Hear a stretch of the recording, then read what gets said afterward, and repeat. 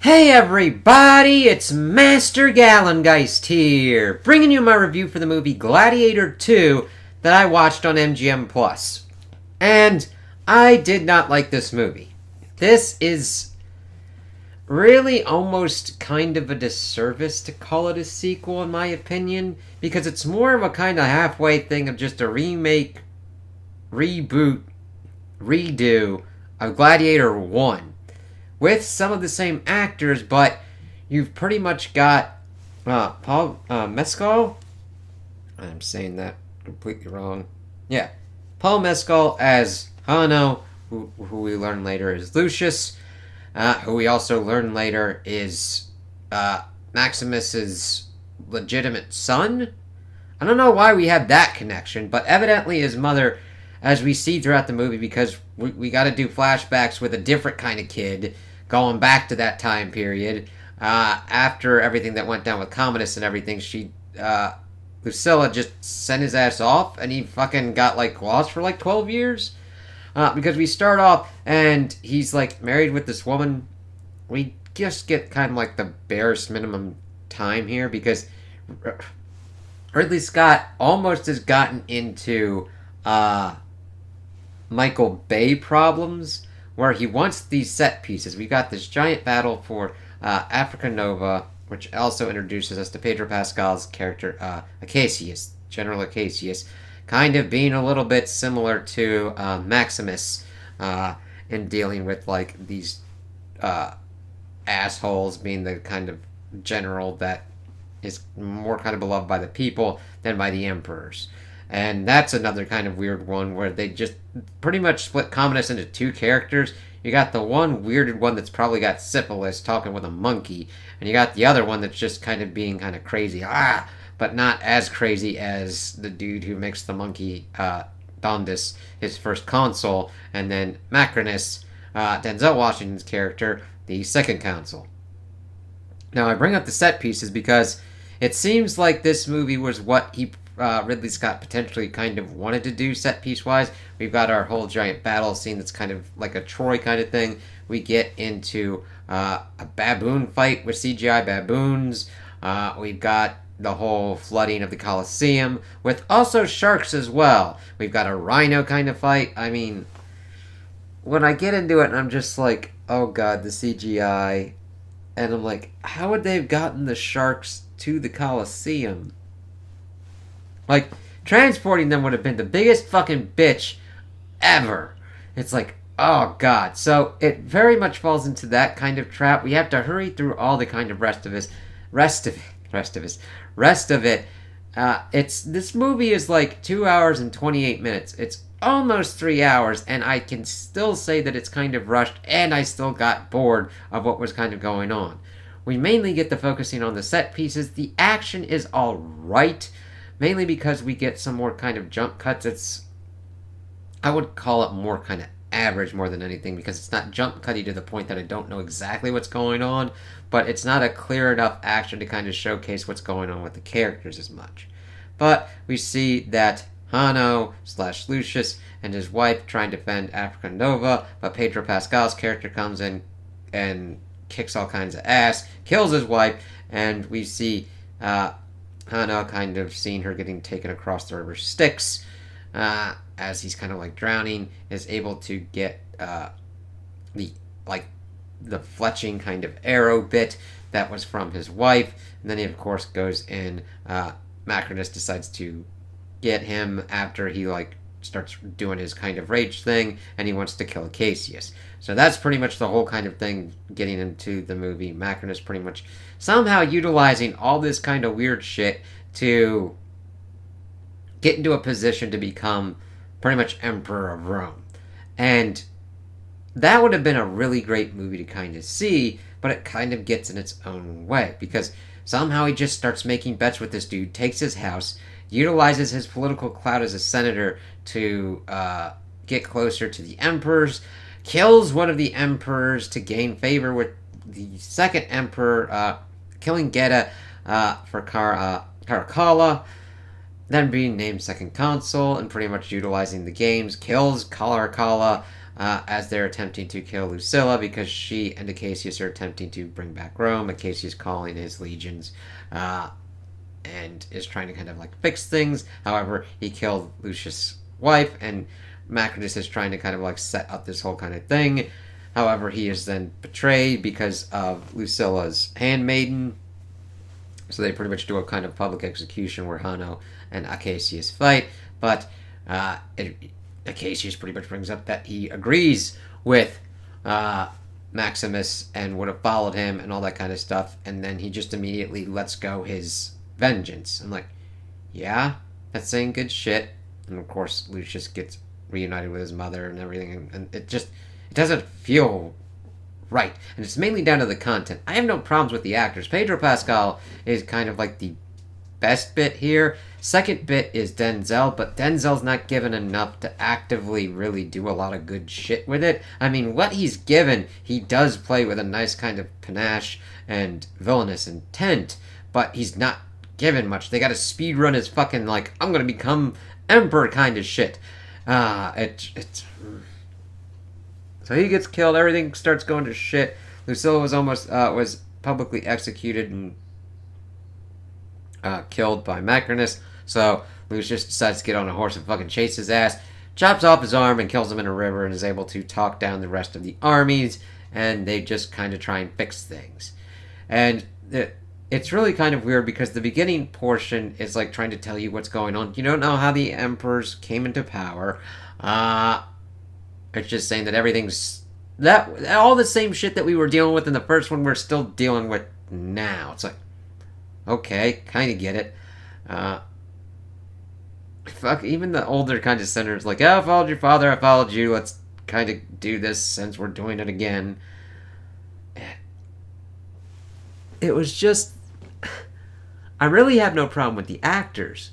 I mainly have been having a problem with Ridley Scott. Because at first you'd be like, oh, Ridley Scott movie, this would be really kind of cool. It really kind of started for me with the Alien series. Prometheus, I'm like, okay, you've got a different kind of objective from Prometheus. I get that. And then Alien Covenant happened, and I'm like, you have created so many fucking problems, I don't even know what the fuck is going on anymore. And then I'm like, alright, we'll see what's going on with this. Trailer was like, alright, but not something I wanted to go out and see in the movie theaters, and I'm glad I didn't, because it's like, holy fucking shit. Yeah, it's beautifully shot. Costuming's awesome. The actors do the best that they can with what they're given, content-wise and direction.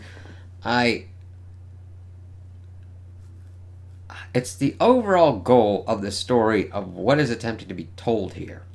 And the thing is, Gladiator 1 ended on such a note that it was like a one-and-done kind of thing that worked out pretty well. And I don't even know how they fucking, like, beat the shit to kind of, like, get him to do this kind of one. Because unless they just, like, heaped money at him and told him to fucking do it, and he's just like, alright, fuck, I'll do it. Or something, because it just felt like doing the first one again. And I know that's an inherent problem that sequels themselves have to fight against, okay? I know, but I've never seen it to this kind of extent where it's like, holy fucking shit. This is just the sequel. What, like, this is like just the first one done somewhat a little bit differently to kind of change some stuff up. Like, Lucius being Maximus's son. And then him wearing Maximus's armor later on. Fine, okay. I mean, he was already inspired by Maximus. Why does he need to be Maximus's son? I don't see anything that really adds to it that wasn't already there within his character and his arc from the previous movie. He idolized Maximus. He wanted to then help out. Like, I could see him already wanting to carry on his dream as it is. The son thing just, I guess, is just what he wanted to do with it. It doesn't really add anything. And it almost feels like they needed Russell Crowe to do Lucius's part, which is very, I mean, it would be fucking odd, but, like, Russell Crowe sold stuff for Maximus in Gladiator 1. Now, he also probably had better content and better direction as well. Paul Mescal, he tries his best. But most of the stuff he's given, like, you can't really say much of it. Like, the other actors like Denzel and Pedro are able to kind of elevate their stuff to pretty much bearable, tolerable kind of stuff where you're like, oh, okay, let's kind of see what's going on here. Everything else, it's just. And it's almost gotten to like CGI level effect of just, okay, I, I understand that you can't do CGI sharks and CGI baboons to that kind of level are a kind of safer kind of option, and it was done well enough, but I mean, do what you kind of can as practically as possible to keep the cohesion of the world and to keep you kind of in the action and trying to believe what's kind of going on. Because you've seen Hano / Lucius fucking fight that baboon. It's like, holy fucking shit. And you see the one dude being like, I ain't taking this shit. I'm done, man. Pretty much piecing out and dying there. It's like, god damn. And the thing is, in the first movie, you could see why certain gladiators would follow Maximus going on. I have no idea why any of the gladiators would follow Hano / Lucius in this film. Other than he's the main protagonist and the main character, so they have to follow him, and the plot demands that that kind of goes on. Because I don't really see him taking care of anybody else. Everybody just kind of makes fun of him, and he just laughs at them making fun of him, which I don't have a problem with, but that's the extent of their bonding. It's like, alright, can anything else? Him helping someone out, helping stitch someone up, getting them help, making sure they're comfortable, nothing to really that extent. I don't know really what the objective was of this movie, and that's kind of in and of itself, maybe just to make more money. And that's pretty much why I kind of peace out with it, of just like, alright, this is just trying to do Gladiator 1, but bigger, badder, and longer or whatnot. How long was Gladiator 1? Jesus Christ. Motherfucker. There's an extended version that was 171 minutes, so yeah.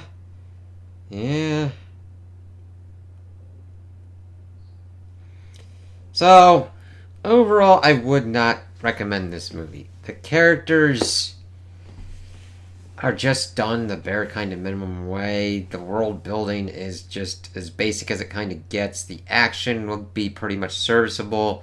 I mean, you could have it on the background and then be like, oh, okay, something's kind of going on there as like sound or noise. But if you want a good Gladiator movie, you go to Gladiator 1.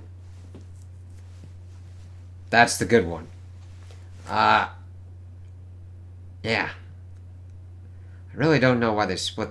I mean, I understand the tension that could have been going on with the two emperors, but I mean, there's so many other kind of characters and stuff kind of going on that you lose focus. If it had been focused like it was in the beginning of Gladiator 1, Maximus, Commodus, Lucilla, the legacy of Marcus Aurelius, and dealing with that, Commodus pretty much setting up everything and kind of going on with that. Now, there is the moral complexity of the Cassius being ordered to keep conquering all this kind of stuff and getting that kind of line and trying to like draw it there.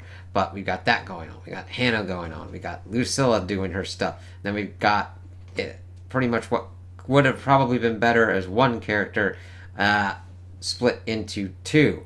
Otherwise, I think they needed to have made each of the emperors distinct, playing against each other, maybe fighting against each other, maybe one whispering in the ear of a case just to try and take out the other one to get better kind of power and to actually stay home with his wife.